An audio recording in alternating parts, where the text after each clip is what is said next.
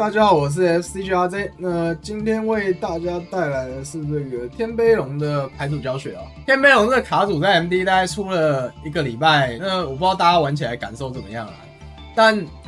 这个环境的话，其实抓天杯龙的真的很多，就包括现在前10很多人用的零售也是说好打天杯龙。基本上每个在爬 rating 的都是以能赢天杯龙为基准去做主牌的，所以天杯龙在这个环境上，我自己觉得没有那么舒服啦。就包括你要遇到针对你的人，然后还有你要遇到内战你骰输，你拿到先手的情况，对，所以我个人觉得天杯龙在这个环境上牌组目前不是很好构筑啊，那胜率可能也不是那种漂亮，但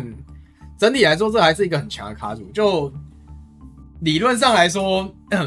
一个卡组如果不够强的话，不可能有人会去针对它，就不可能它会影响环境这么多，所以这个卡组还是很强的，这是我觉得是毋庸置疑的啦。那我们马上进入牌组教学的主题哦。那首先是天杯龙本价的部分，今天讲效果的话，我大致上带过就好，因为这个卡组在 MD 目前应该算出了一段时间了，那有兴趣的玩家大家应该已经组了，所以我觉得我们以大方面来讲就好了，我们不要讲太多太细的。好，那首先是白板，那白板是抓召唤特招的话可以抓，然后抓一般是抓那个啦，就开门或场地都可以，就他就抓这2张卡。那因为另外一张陷阱不会带嘛，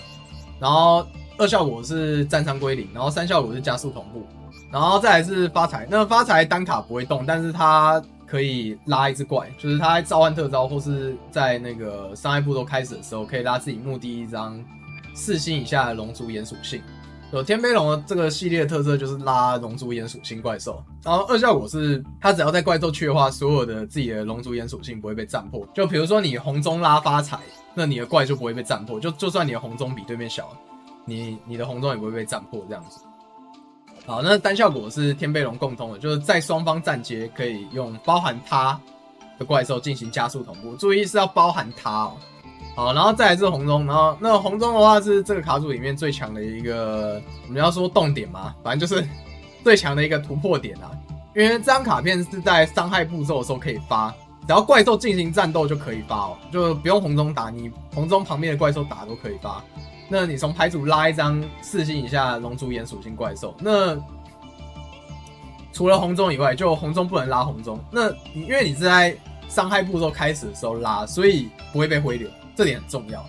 然后红中的话，你就可以拉白板，那白板在伤害步骤又可以再拉，就是再抓一张开门。对，那这整个动作都不会被回流，只有你后续的开门才有可能被回流。对，所以红中这个卡片非常强，就是在它不会被回流。然后3效果是共通的，就是加速同步。那1效果的话，有龙族岩属性就可以特招，就还蛮简单。就这整个系列的效果其实都很简单，但很暴力。然后换路是1效果是那个炎灵的那个特招条件哦，就是抽牌以外方式加入手牌的话可以跳下来，然后它会视为协调去做特殊召唤。然后你可以让它是3星协调或4星协调，那大部分状况下我们会让它变成4星协调，因为天杯龙这个卡组缺的基本上是4星协调，就是刚那几只龙只有红中是协调，这个大家要去记一下哦。对，天杯龙要记的东西其实不多，但那个红中是协调，这个很重要，就只有红中是协调。对，啊，当然还有额外怪，但主牌怪兽只有红中协调，那换路是可以变成协调的，这很重要。自己对手回合的话，解放这张卡可以发动从牌组拉一张它以外的天杯龙特招，那之后有一个龙字数，这个要记得，这个刚开始玩之后很容易忘记。然后接下来是这个朵拉朵拉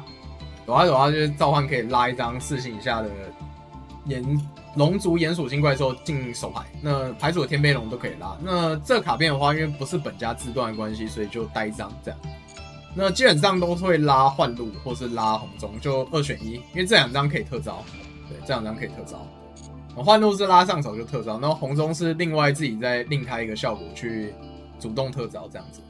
好，那接下来讲场地跟开门。场地的话是这样子的，就1效果是在自己主街自己场上的龙族岩属性怪兽不会受对方发动的效果影响，那就是给那个大黑猫抗性，这个讲过了，不要再讲。那要注意是只有主街，站街就不会保，场地站街不会保人。对，然后2效果是主街可以发，从牌组把一张天杯龙加手，然后之后丢一张，然后3效果是在战机被破坏的话，可以自己藏一张龙族同步怪兽发动，把攻击力改成2倍。那3个效果都很强，所以大家请一定要熟记。对，场地是天贝龙最强的一张卡片。那一般这个卡片的检索效果，如果我们可以动的话，我们有时候会不选择去发这个效果，以防被幽鬼兔，就只用它1效果去提供自己场上的龙族岩属性怪兽有抗性这样子。然后再来是这个本家的速攻魔法灿幻开门，非常强。那主接发的话，你只能选一个效果，就是它有2个效果，一个是从牌组把一张4星以下龙族岩属性怪兽加手，一个是从手牌跳一张龙族岩属性怪兽。但你如果是站接发的话，你可以加手再跳下来。就大部分站接发都会抓红中，那站接再发这张卡的好处是什么？你会想说，红中我不是主接也可以特招下来吗？假设我站接发的话，我就不会吃到一些主角才会吃的东西，像是校分之类的，就是会被那个破蟹蓝狗做加速令口，所以站接发这个开门是很强的。然后还有一个原因是因为我们天贝龙本家有一个额外怪兽，就10星的额外怪兽的效果。那主牌部分的话，剩下都是手坑或是解牌哦。那具体要选手坑、选解牌或是比例怎么调配，我们等一下来讲。我们先把效果讲，再来是讲那个本家的额外的部分。本家额外就2张卡，一张是这个7星的双起天龙。这张卡片同步召唤成功的话，可以从自己墓地拉一张龙族岩属性怪兽，那跳上来。那这张卡片有一个很重要的点是它是协调。对，我们刚刚不是讲到说，天贝龙主牌只有幻路能变协调跟红中能变协调嘛？那如果你要进行就同步，然后做进一步的斩杀的话，这个7星它是协调，那它就可以跟白板还有发财去做同步。那还有这个幻路，当然幻路比较少啊，因为幻路自己不能加速同步，就加速同步只有白板、发财跟红中的效果。2效果是在公宣3次的自己或对手回合中可以发动，你可以从墓地特殊召唤张卡，然后炸一张魔线。那炸一张魔线这个很重要，就是你有时候解贴纸要用这个，但 MD 可能比较少，因为大部分贴纸都直接把你封死了。比较多的状况其实是跳起来，然后炸自己的场地，然后去做翻倍的动作这样子。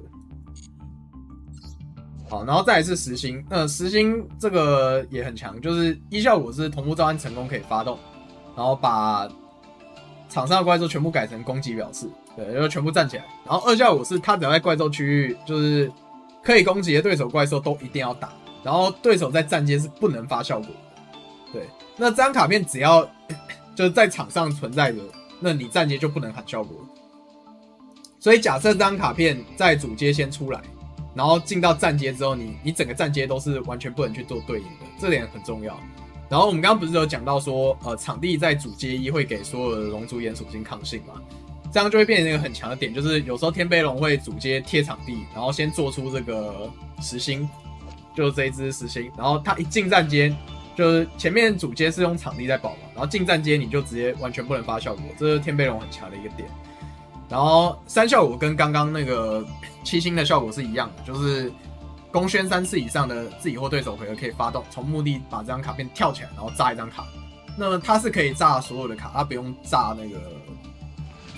魔线，然后是双方的卡片都可以炸，你也可以炸自己。OK， 好，那天贝龙本家的部分大概就这样子啊。那剩下是额外的一些选择。首先这个玫瑰龙必带，它同步召唤成功10，可以把场上所有卡片破坏。要注意是10。就是如果玫瑰龙在 C2 以后出来的话，它是不能发的，因为会错过10点啊。为什么？就你记得就好。这个 K 语言很神秘。好，那月华龙就是在特殊召唤成功的时候可以弹一张，对手场一张怪兽，然后再来是这个云火龙。那云火龙基本上大家都会带，就是那主要的是它这个2效果，就是它只要在怪兽区域，对方在站阶就不能发怪兽效果。等于说云火龙一出来，站阶你就不会中一些奇怪的东西。它算是小版的这个小版的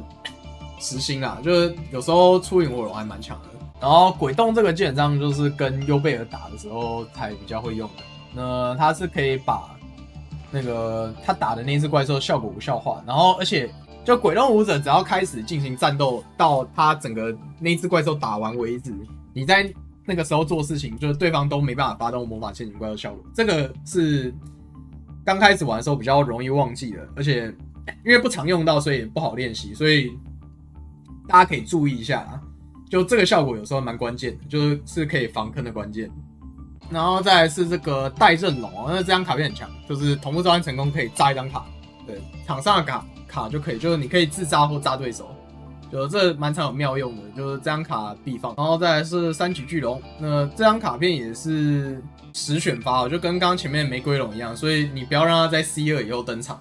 然后它就是召唤成功，同步召唤成功时，你可以炸自己除了它以外最多2张卡片，就你炸1张就追加打1下，炸2张追加打2下，就它有3颗头嘛，所以它最多可以打3下这样。那你如果炸自己场地的话，就可以让它翻倍变6000，然后变6000打3下，对。这也是为什么天杯龙会带金签，天杯龙就算在金签适用下也很容易达成斩杀。然后再来是剩下的几只 Link 怪啊 ，Link 怪天球就是先攻或是你后手没有打死人的时候可以出这样子。然后主要是它2效果可以从手牌牌组拉一个龙族怪兽啦。那一般我们可以考虑拉发财或拉红中，就这2个选一个这样子。那也可以拉马格，然后1效果就是一个简单的阻抗，那基本上都只会解放他自己，才能去触发他的2效果。然后撞针龙跟小叶是一组，就撞针龙就是拿来出小叶，但小叶也不常出，比较常是你比如说中了什么奇怪的东西没打死人，主2再出这样子，算是一种反定的手段。然后火灵使还蛮常用的，就火灵使除了1效果主动复活以外，还有2效果那个可以自爆，然后去拉守备力1500以下炎属性怪兽这样。那火灵使自爆就可以拉幻路，然后幻路就可以再去拉你想要任何的天杯龙，比如说红中之类的。然后救机也同理，救机就另个3可以复活炎属性怪兽。就这卡组的斩杀大部分都是炎属性，所以这个炎次数有跟没有一样。那这卡组基本上还是比较简单暴力啦，所以我觉得效果的话应该没有太多要注意的地方。那比较需要注意的就是记得谁是协调，就是红中跟这个七星，还有用幻路自己的效果跳下来的幻路是协调，就这样。你协调只有这3只，这个要记得。然后还有龙字数，就是幻路的解放效果发完之后，跟七星的拉人效果发完之后是有龙字数的。坑跟解场选择的部分的话，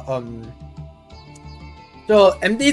这版本有一个困境啊，就我在前面的影片应该有讲过，就是你放手坑，你可能会输陷阱牌。那你放解牌，你有可能会输大眼牌，什么 FTK 啊，或者什么60 GS 啊那种，就演到你受不了的，对。所以我觉得，如果你常规在打天地的话，可以考虑就是这种常规配置，就是有扫，然后有电爆，有一滴，然后手坑的话就是把强的放一放 ，PSY， 然后挥巨炮这些比较强的，然后针对环境的话，可以考虑放陨石或校分。那强贪弧的话看人，那如果有强贪弧，我觉得再带第2个发财，因为我觉得大部分状况下，先手内战其实有没有第2个发财没有那么关键，就大部分第2个发财是怕被强贪弧吸出去，所以有带强贪弧再考虑第2个发财吧。我自己觉得还好，没有到一定要带，对，倒是我自己抽发财然后输的局比较多，对，就你只带1个发财，你抽发财其实还好，但是你带2个发财，你抽发财的那个几率就变高，就你手上不太能用的卡片会变多啦。对，然后一般发财上手的话，我们是一种是用场地丢掉，然后另外一种是用开门。那开门有一个特点是，它抓牌跟特招是分开的，就是你可以比如说抓幻路，然后跳发财，然后幻路再右发跳下来，这个是很常用的一个小技巧，就是你去处理手上的发财。所以发财就算抽到，其实也都还好。就不是太大问题啊，而且有时候不用发财也打得死。那鲜花最常出的方式其实是在对手结束回合跳马格，然后马格效果拉幻路，幻路变4星协调，那第1动直接鲜花，这个是最常出的方式。基本上其他都不太会出，剩下就是反定，对啊，剩下鲜花用到的都是反定。那这边是解牌的天杯龙，这个是我今天在那个决斗者杯那个 Challenger Cup 用的，那这个不太建议大家在天地上使用。那比赛的话，你如果知道对面，比如说是优贝尔之类的，你可以考虑用。就这个构筑完全就是针对优贝尔去组的，就纯解牌的天杯龙。那天地上的话，你容易遇到那种什么光道 FTK 啊，或者是什么60的 FTK 啊之类的，就不是特别推荐，就会出问题。但是如果你觉得环境对的话，你也可以考虑用。那强贪可放可不放，这看人。对，那如果有带强贪，也可以考虑第2个发财。那不放的话也可以放重启，对，大概就这样。然后还有一种版本是就是带一堆手坑的，砸到就是用一堆手坑把它砸到头破掉了。那这个一样也是比较特化的啊，这种遇到什么 meta beat 啊、陷阱牌啊就会很难受，所以我自己建议大家如果一般打天梯的话，还是用刚那个第一种那种配置，就是比较中规中矩的。那这种都是你在对环境有特别理解，或是你发现环境是什么倾向的时候再去带这样子。那坑位都可以自己选择，喜欢什么超融合之类也可以考虑带，对，就是大家自己在就是自己调整。这个天杯龙这个卡组就你主轴那些放完之后，剩下爱带什么带什么。那天杯龙其实基本上大概就是这样啦。那就我也不是什么天杯龙高手，所以如果有觉得不合你理解的地方，你自己可以自己知道就好啊。你喜欢留言讲也可以留言讲，但记得礼貌，好不好？我不敢说我说的全部都对，但我基本上把我能尝试的构筑大概都玩过一遍了。但我自己觉得天杯龙在目前环境上来说不算过分强的存在，因为全世界都在针对它，但还是一副很不错的牌啊，大概就这样子吧。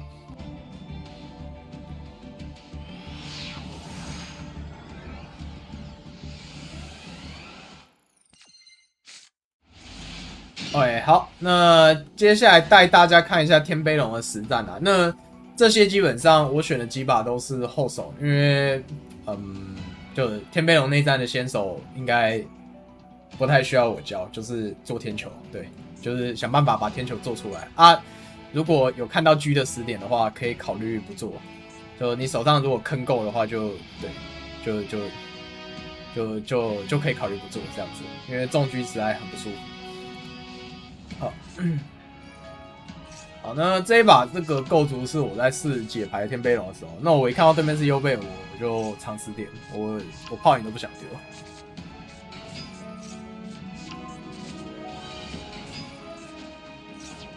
那这把对面大概花了10分钟深思熟虑的做场，因为我让他先切，我一直没动作，所以他也在防东防西了。哦，我在看他演的过程中，我就觉得滑手机，看这个看那个，然后看他在那边忙。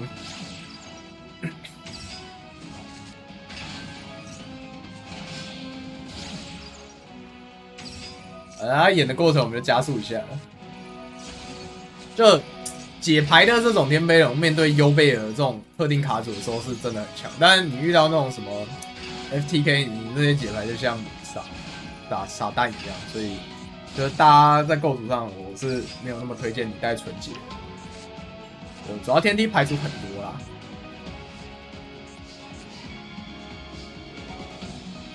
这里就解，然后这边会发一些诱发效果，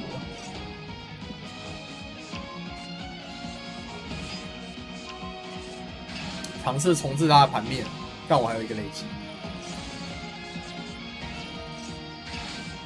好，那这边就把对手的盘面简化到剩一个优贝尔。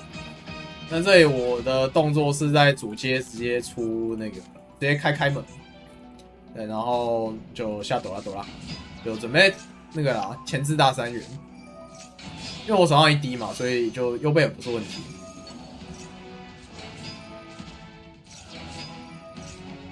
然后就白板干场地，然后出大3元。单人效果把优贝尔站起来，然后出红中。把红中打的时候，这边上一步骤开始的时候可以发动拉发财，然后发财再拉白板，就是因为他在上一步骤拉的，所以这个发财基本上不太会中到坑，就只要红中一效果一过。就不太会中到坑，然后发财又可以拉白板，这样子，就一连串的动作都在伤害步骤开始时去做处理。那这个只怕中一滴啊，红中基本上只怕中一滴。然后这边开一滴，把对面优贝尔效果无效掉，对。然后这里就确斩了，然后伤害溢出很多啊，所以对面直接投降。那再来看一把，那这个是今天在比赛的时候我冠亚的时候，就冠亚最后一场。一样是带解牌的天杯龙，然后这边是伊斯坏我们的观众一发啊。那这里让他做场，我们就加速一下。手坑项的话，就是大家知道教哪里就好。就是天杯龙教手坑的逻辑，就是你你要把对面的场面拦停到你手上的天杯龙过得去，所以这个还是要大家实战多玩才会知道要教哪。OK。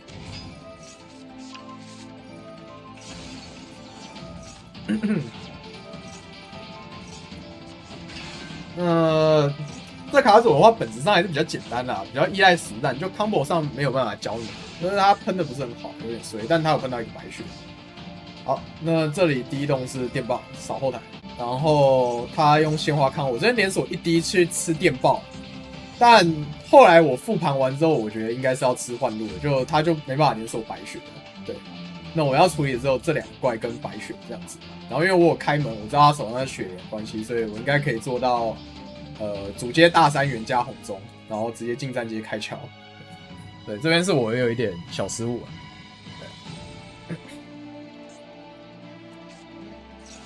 好，那这边也还好，反正就白血跳起来这样。然后因为一滴对象消失，所以电包就被鲜花坑掉。那这里要做的事情一样没变，就是想要主接先出大3元。好，然后发场地效果。这里有一个不好的示范，我抓了红中。理论上这边其实应该要抓幻路的，就是这里抓幻路的话，我就可以前置大3元，然后站阶开门。那抓红中当然也可以，但是我打到这边的时候，我突然在想说，他后来会不会指明者？我红中这种指明者会不会炸掉？对，然后，但我后来又想一下，这个东西